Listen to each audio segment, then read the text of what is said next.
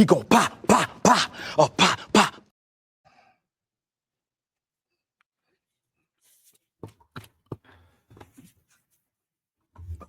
We gonna attempt to. All right, what's happening? Shout out to Rob Kazi. It's me, it's Chris. You know what we do. You know why we here. Best podcasters in the world. That everybody was associated with. We're here to talk about tanking. Yep. When you hear that word tanking, what's the first thought that comes to your brain? Tim Duncan. I think of Tim Duncan. I think of the Sixers. I think of trust in the process.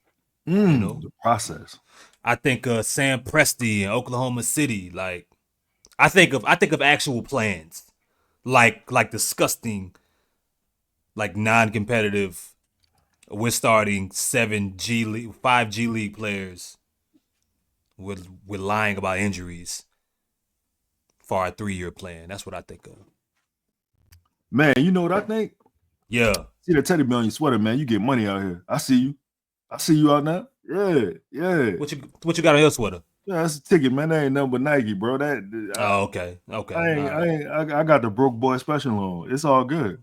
Okay. All right. This particular episode is brought to you by the Vignet Law Firm. Yeah.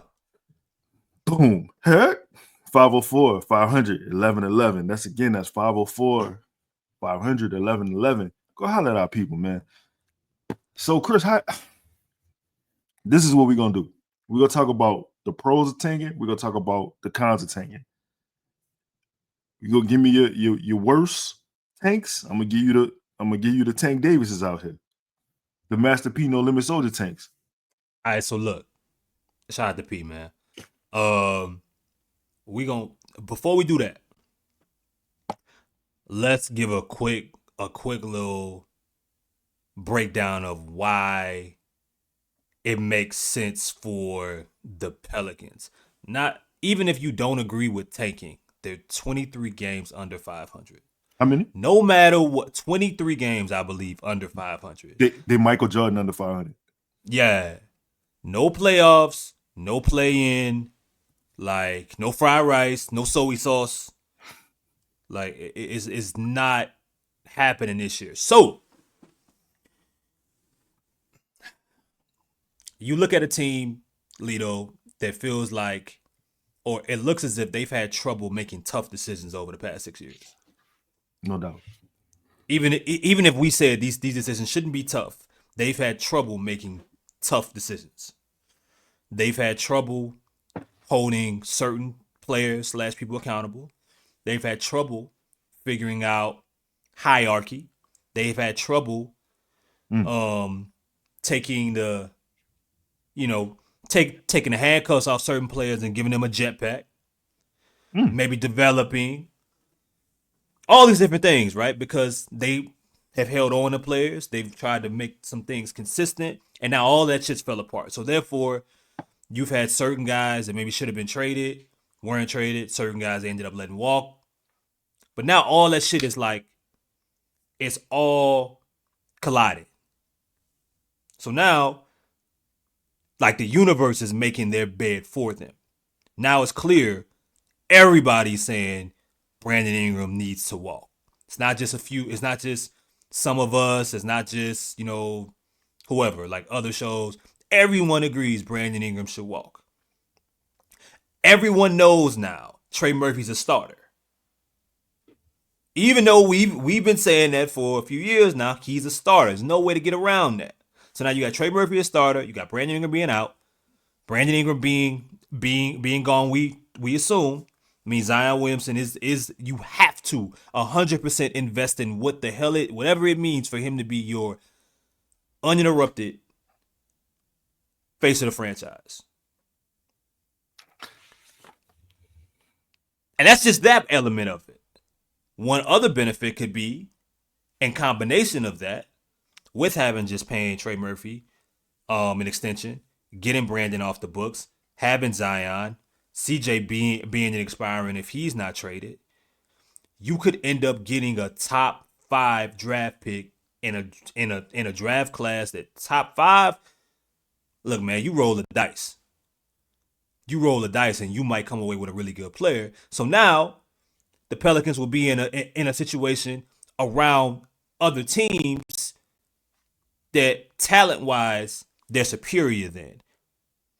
You know what I'm saying? So maybe instead of, even if we're talking about a soft reset, they could be looking at a situation to where bringing back DeJounte, Misa year 2, Herb, Trey, Zion, figuring out the end of the bench or figuring out the rest of the bench and adding said player, they can fall right back into the 48, 49, 50 win team that they've been kind of flirting with the past couple years or better.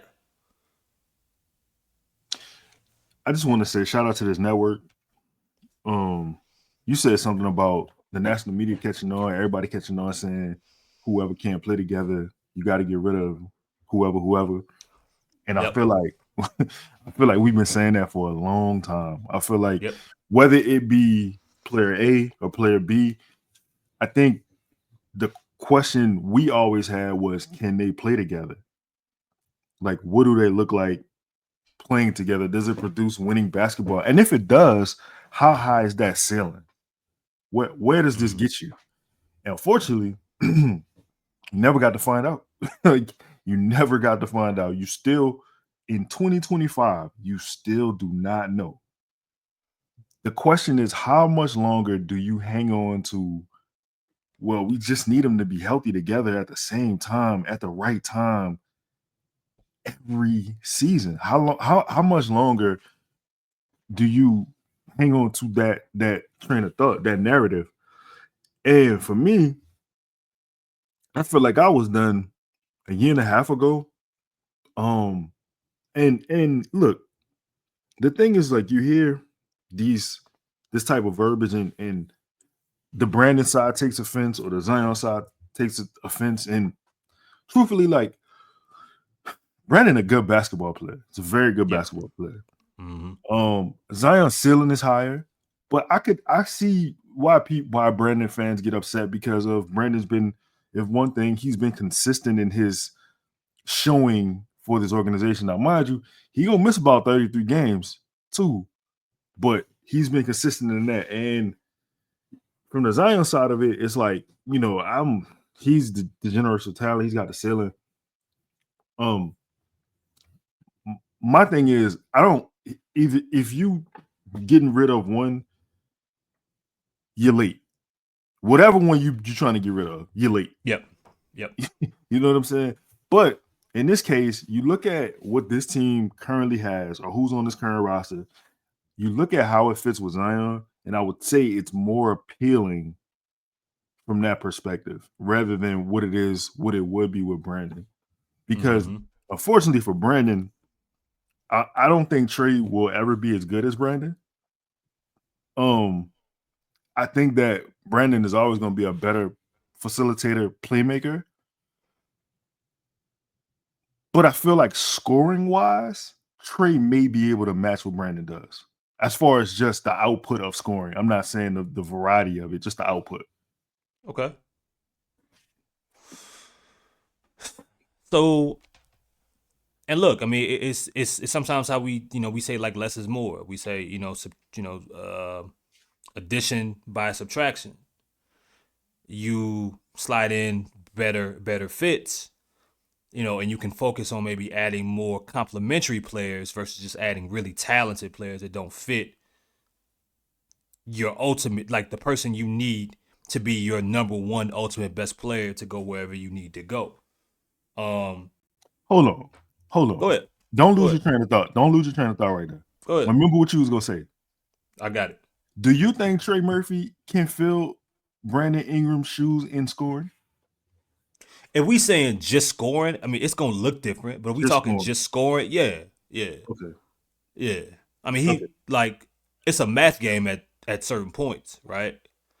We got to see how he ultimately adjusts to teams switching up their scouting reports and adjusting to what they've seen from him this year.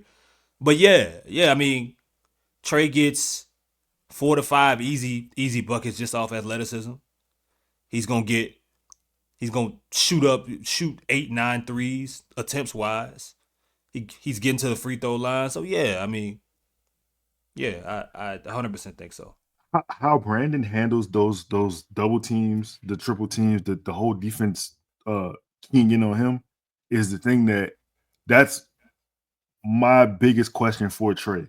I think Brandon does a really good job based on who has or has not been on the floor with him in order of accepting that type of defense and being able to still make plays for others. Yeah. I'm in that mode saying that's why I'm saying Brandon is going to be the better player. I don't think you can learn how to do that in your 6 year of playing basketball professionally. That's not something you acquire. I mean, look, like it's different, right? Because Trey's a little bit more efficient. Trey gets 20, Brandon gets 20. It's gonna look totally different. You got a better chance of Trey, I think, getting you 20 quicker than Brandon, unless Brandon just has it going. But yeah, that's just scoring the basketball, right? Trey plays at a faster pace. He has a lot more created for him. It's different. Now, like, it's two different guns. Now, if you asking me who would I rather run my offense through, it's Brandon. I'd rather run it through Brandon. But that's the thing. This team, as long as Zion's on the team, and if Zion's available, they don't need anybody else to run their offense through. It needs to be him. And if he's not available, then they need to be terrible. Playing the game of we still gonna compete and be good while Zion is out. What does that do for you? So, what does that do for you? Now, I mean, Brandon's the better passer. I'm asking, like, what does that do for you? My bad. He's the better. Yeah, no, you're fine. He's the better half-court player. But if this team is supposed to go where they're supposed to go going forward, they don't need that. They need Zion to be that particular guy. Unless you're telling me that they're not picking him and they're going in a different direction. And this is why this season should or can be a blessing in disguise. Because ultimately, you may be able to go into a draft class where you can pick the next guy next to what you have in Trey and Herb that fits what a Zion Williamson-led team could look like. Or, how about this, Lito? Maybe you pick the guy that takes over the franchise if Zion isn't the guy completely. Well, you blessing in disguise. You pied. Blessing in disguise. And it just so happened that this is one of those draft classes where you could do that. You pied. Yeah. So you really feel like this draft class has a chance to alter your franchise, the state of your franchise? Yeah, I think yeah. I mean, I think one way or another. I definitely think so. Like, they couldn't have did this with last year's draft class. All right, so let's stay here for a second before we get into the best and worst tankers. What pick are you? You get the first pick, or you get a yeah. You get the first pick in the draft. Who is Chris Conner? Who is BB Hell picking? BBL. It's Spanish.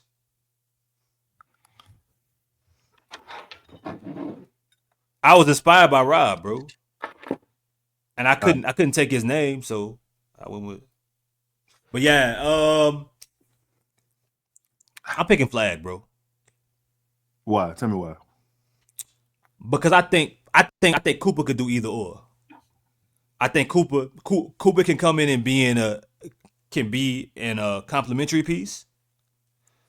But he could also, I think he could also be someone that you could at some point build your franchise around. I think mentally he's been building himself for that since high school. Okay. So it ain't like he just late bloomer. It's like, oh, I got these skills now. I think that's been what he's been being prepared for. I think he's playing really good basketball right now. I think he finding his way. Yeah, I think he's finding his way. and he's one of them dudes I think that can help you right away, like with a high floor. Yeah, he the most NBA for a ready. rookie. Yeah, but then Yeah. also have that ceiling that you might need being New Orleans. You know, You think he got another level to his game? Like you think he can? yeah, Okay. I do. So I do. who you think has his highest? Let's say top 3 picks. Who you think has the highest ceiling in the draft? I think it's. I mean, I think it gotta be Ace Bailey. I agree. It gotta be Ace. I don't know if the Pelicans can afford to, They'll fuck it up. I don't know if they can afford something like, yeah, but it's Ace. Nah, sure. they messed up. They don't have the infrastructure to do that. You gotta be prepared for. It's kind of like how the Rockets are bringing along Thompson. Like that could have easily went side. Like that whole experiment could have faltered because you had him the third guard coming off the bench last year. You know what I'm saying? Like usually you talking about a dude basically playing high school basketball. Like you bring him to the NBA, he 18, 17 years old. I think Ace Bailey got the highest ceiling, but I think the environment has to be really, really good in order for you to bring in a player like that. And look, Ross made a really good point earlier when we were talking about this. You need some luck, right? You need guys to get injured for Thompson to be in your starting lineup for sure. While he was showing flashes, even coming off the bench, but you need guys to get injured and some things to be reshuffled, and him to hit the ground running and be ready immediately. Yep. To where it's like I'm forcing you to make me one of your most important players on the team. To where I'm watching them close games. Some night, like tonight, they took Jalen Green off the floor. You know who was on the floor? Thompson. Yeah. I watched them go small and take Sengun off the floor. You know who was still on the floor? Thompson. You got Jalen, you got Sengun, you got Fred VanVleet. Thompson is the one that's sending Boston home. He's the one attempting and made that motherfucker smooth too. So bro. So that you need some luck like that, right? You need like some guys to get hurt. You need Dylan, whatever your Dylan Brooks is and similar. But Pelicans, right? Pelicans, while we knew TREY needed to start, I think TREY needed this, and some others in the organization needed to see this season happen and watch. Okay, TREY could score 20 points, 10 straight games in a row. He could score the ball off 4 dribbles.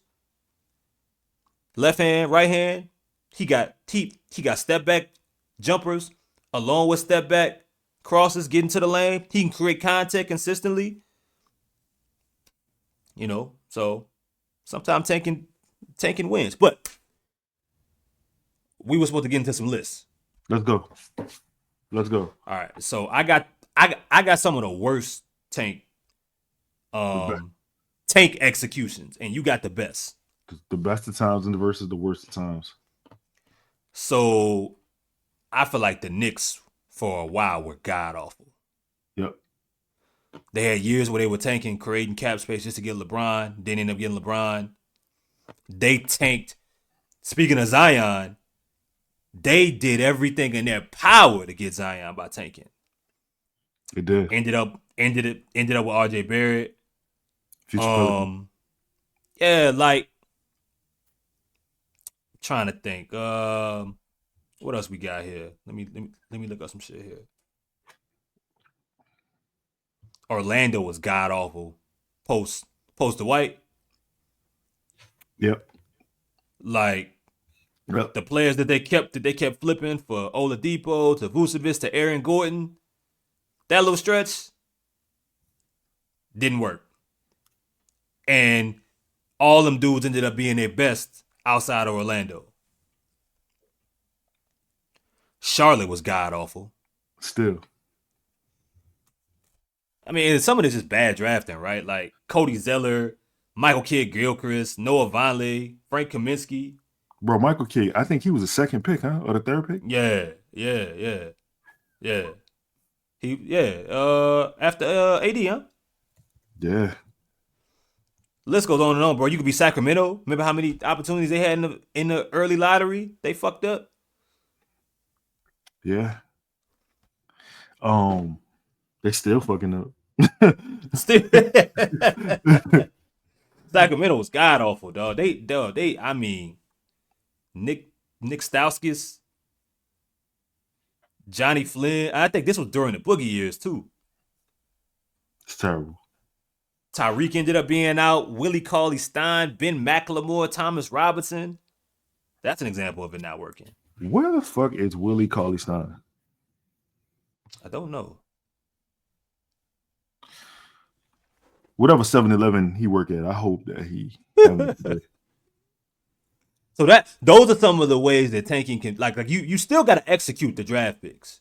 You still got to make it work. Like, Cleveland tried to tank and get their life back together post Bron, just to end up having to bring Bron back. They get Kyrie, tank again. I forget what they ended up doing. Boom. Andrew Wiggins. Andrew Wiggins going to Minnesota for Kevin Love. I holler. Yeah. I holler at you. Yeah. That was one example I was gonna use. Brian. Them tanking, getting Brian. I mean, losing Brian, getting Kyrie. You know what I'm saying? Like, you got Kyrie by tanking. Let's see. We talked about Philly early in the show, the process, which I think did the process work? It worked, huh? It didn't work. Okay. Well, I mean, they got to the Eastern Conference. There was one game from the finals, right? Like that would have to be a success, right? Yeah. That golf ball Kawhi hit. That dude incredible. I do. Yeah. Yeah, but I think the one part of the process that failed, I think the Dario Sari pick. Ooh. I think that pick so kind of fucked him up a little bit.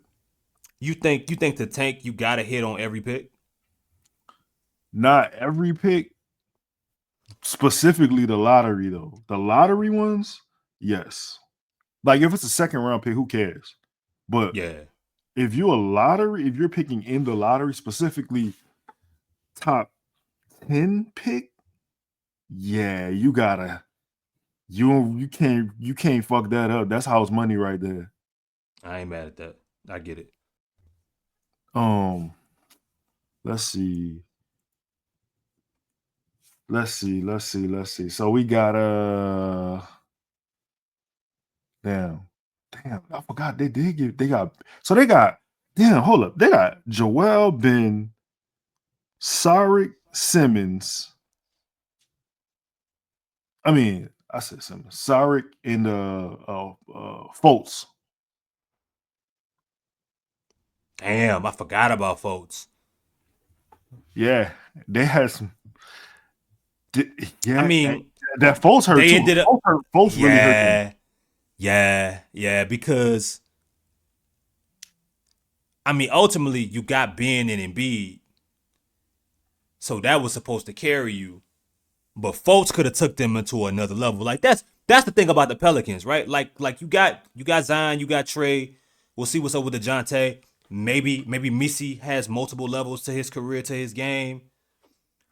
But you got somebody, even if you feel like you can't depend on Zion, you got somebody that if all things go right, because Philly's an example. Can Philly count on Joel Embiid? That was a question forever. I'm not saying Zion is or isn't Joel Embiid, but they got a lot of similarities. One just then made the playoffs multiple times. MVP. Yeah. And is MVP. So, but if you committing to Zion and you're saying, all right, he gonna figure it out, we can get 50, 60 games out of him, this next dude that you draft can take you to another level because it's saying something. The beauty that was supposed to be in someone like Fultz or any of these teams that get a chance to draft these high level players, Oklahoma City getting able to draft Chet Holmgren, after already being a really good team. You get to bring a top level talent along slowly. How the Pelicans were supposed to be able to do with Zion. Yep. But they failed. Yep. You know, you get to eliminate certain pressures of putting the whole franchise on your back. But you got to play your cards right, man. Thinking about OKC, man. OKC got KD right after they trade, after they lose Allen and Lewis. Yep. I remember them stockpiling picks. They got KD. You end up drafting Russ, but I think Russ was a second-round pick, if I'm not mistaken. Westbrook? Was he? First-round pick. First-round pick? The next year, I believe, too. He went to UCLA.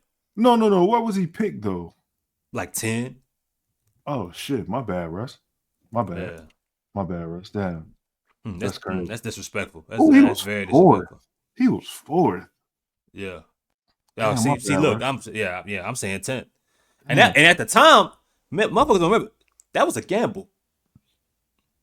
That was a gamble. A lot of people was like Russ was hella high upside.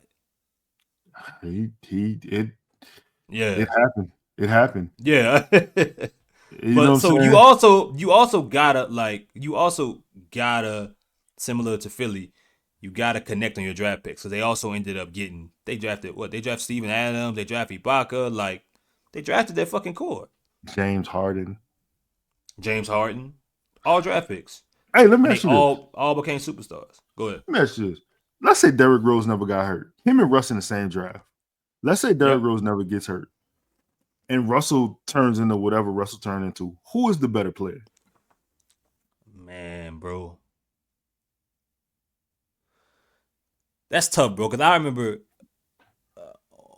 when D Rose got drafted, I didn't think I wasn't a super fan of his game because I didn't think it could last long anyway.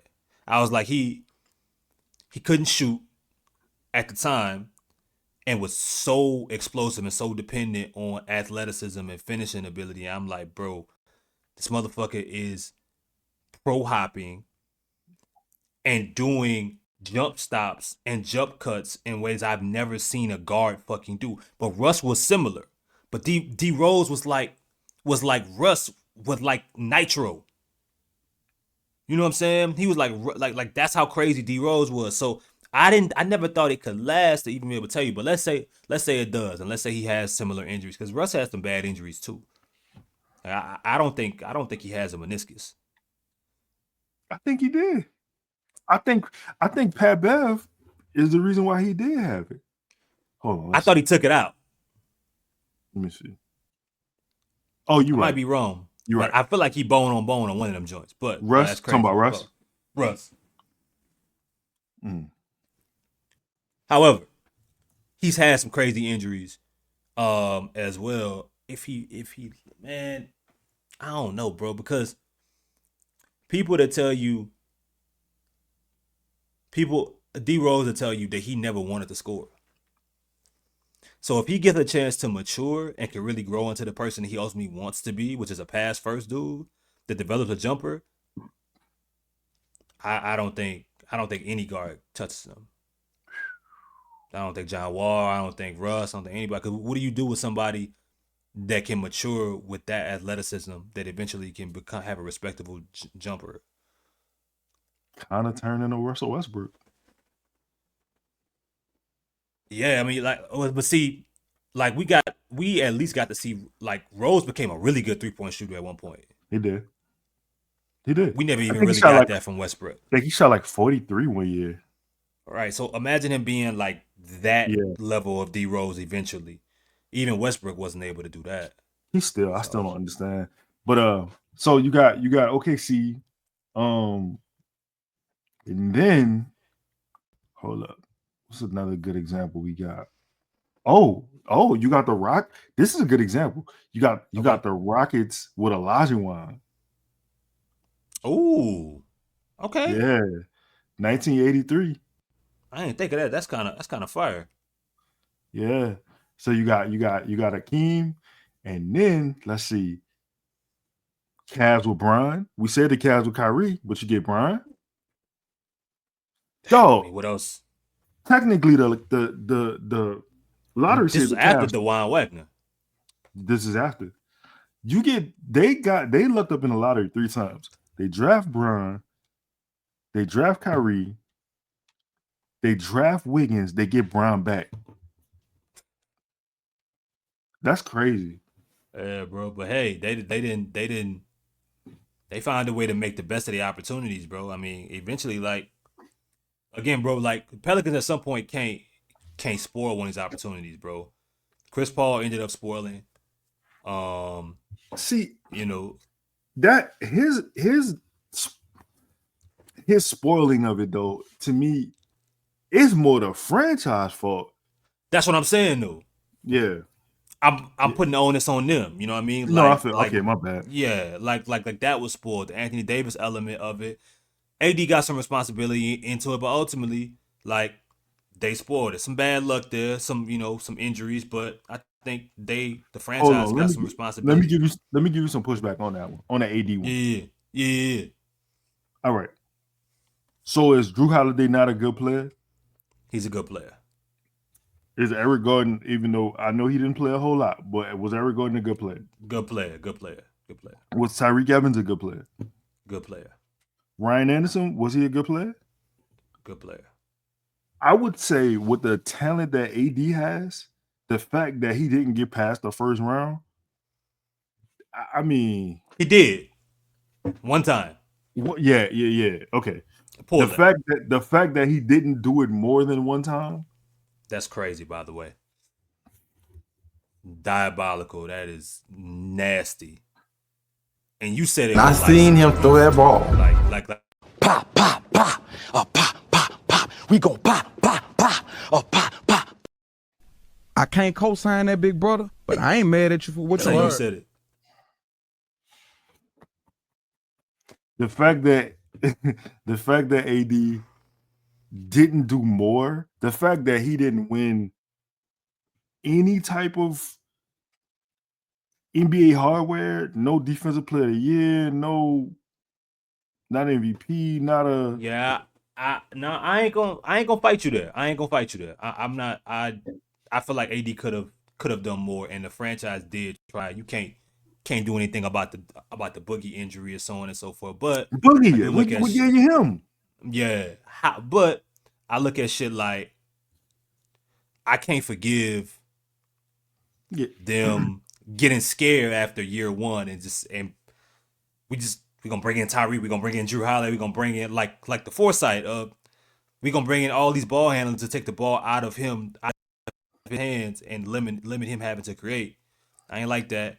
And then why would you re-sign Omer Asik and Alexis Agenta? Why you did that? Yeah. Look, I ain't saying they ain't without fault. They have hella fault. I'm just saying. Yeah. When I hear when you hear ESPN say, AD never played with any talent until he got to LA, it's like, Nah, he played with talent. He played with talent, and at least that's crazy. Huh? Nah, it was crazy. It was crazy. He played with talent, crazy. Yeah, that's hella. All right. I guess. Look, at the end of the day, people point at the Pelicans / Hornets. Whether it's 100% their fault or not, AD got to take some accountability. Chris Paul got to take some accountability. You can't stink it up like in that Game 7 against the Spurs like you did either, and leave it all in Gennaro Parko's hands. But that's a little yeah. Okay, all right. I seen him throw that ball. I was like, oh my God. The best example of tanking has been the Spurs with Tim Duncan. Franchise altering, dynasty culmination of a pick. There you go. They added a franchise guy to another franchise guy.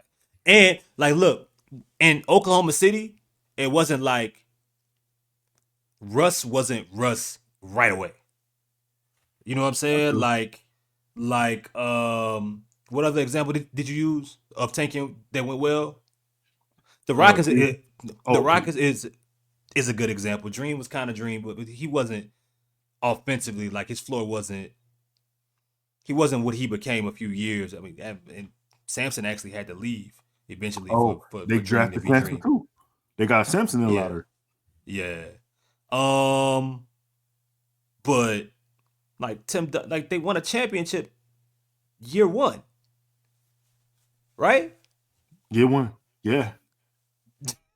Yeah. Year one. Like Tim came in the league and was like one of the best players in the fucking world immediately. Like that's don't get much better than that. It don't. It really. And you got to add him while Duncan was still in his prime, bro. Like what? You got 19 years of production from Tim Duncan and 5 championships. I mean, if that ain't My bad. It was year two. It was year two. Duncan's rookie year was Mike's last year. Oh, so I can't. Damn. Yeah.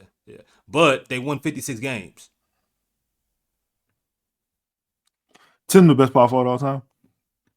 Yeah. Way better than that. Yeah. Yeah. He the best. So yeah, so imagine that, bro. You in the were they in the conference finals? Nah, they lost in the semifinals to the Jazz, who ended up making the finals that year. But that's my point. Like still, you go from that situation to 56 wins and then a championship the next year. I guess in conclusion,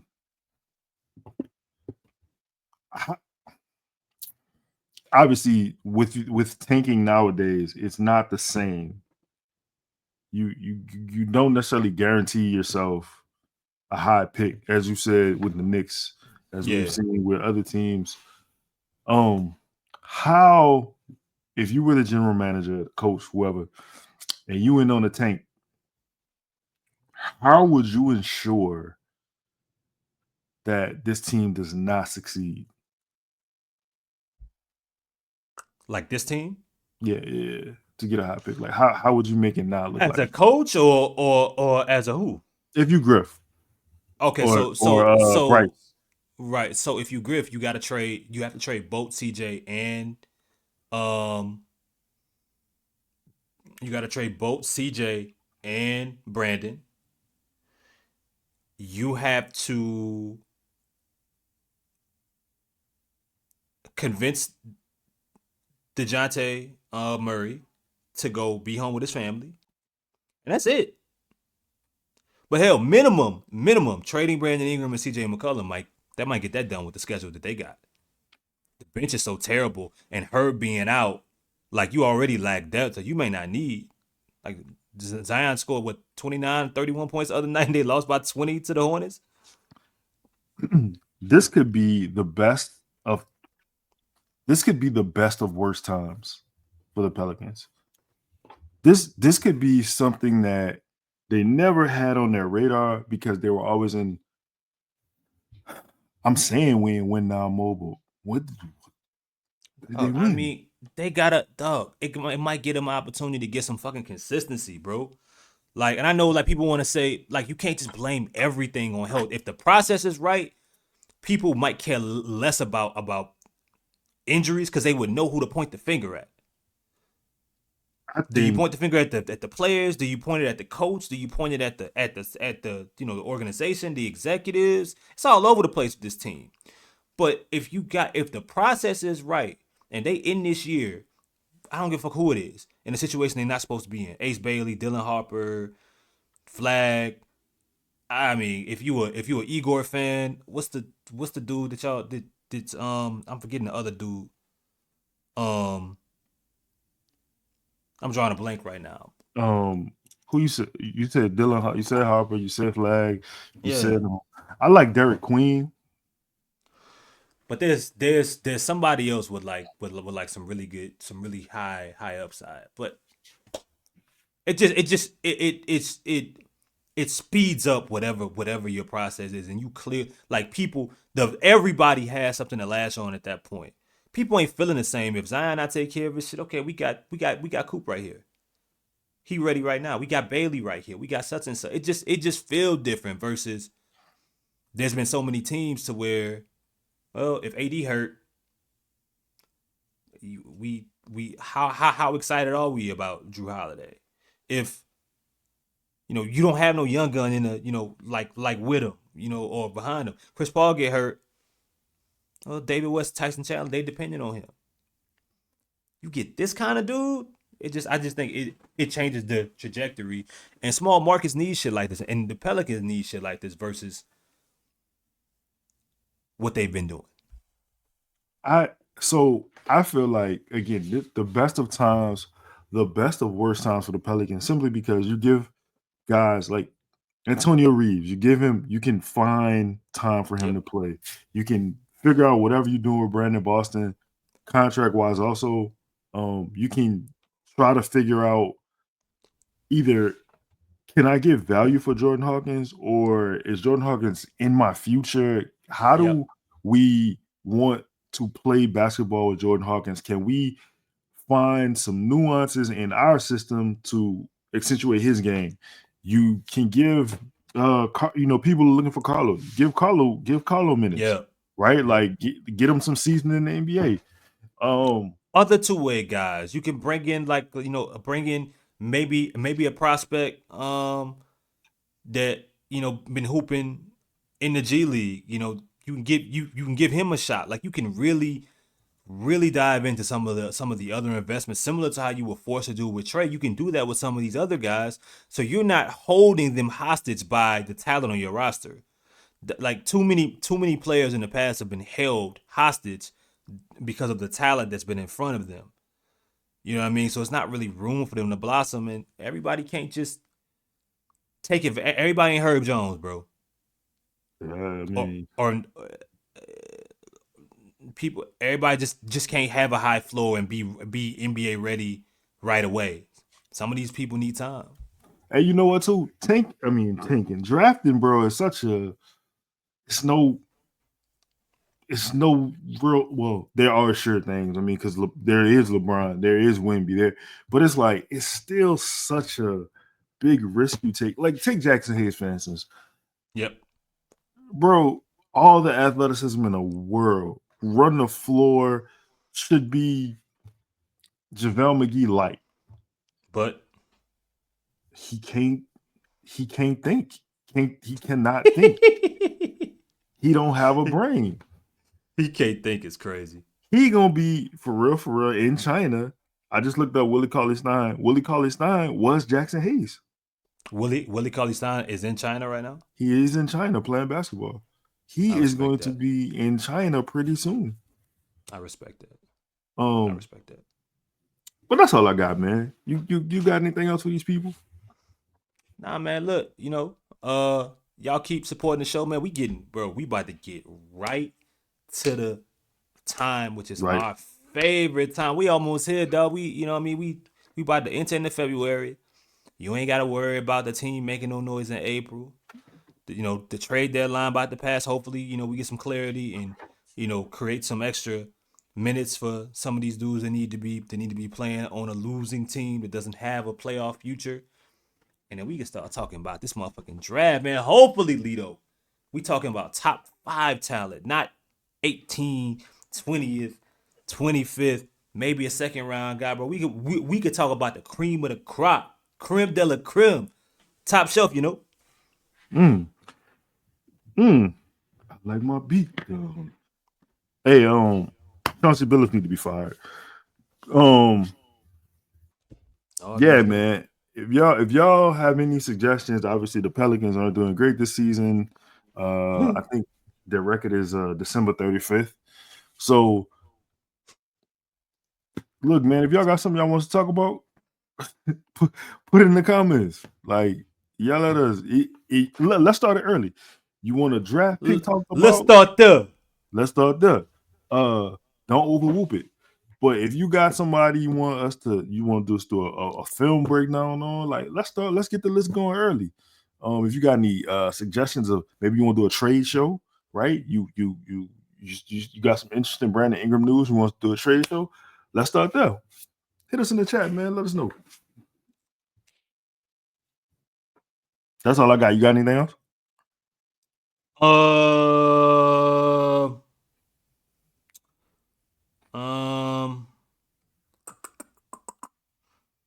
I'm so mad I got my own.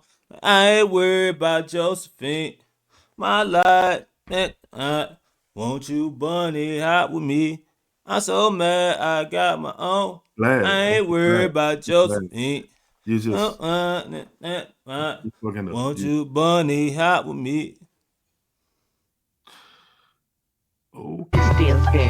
Don't never forget about where you come from. Stay focused and look out for your people, man, because they got a lot of people that ain't got nothing. And I done seen a lot of cats separate from their people and don't do nothing for them when they get up there.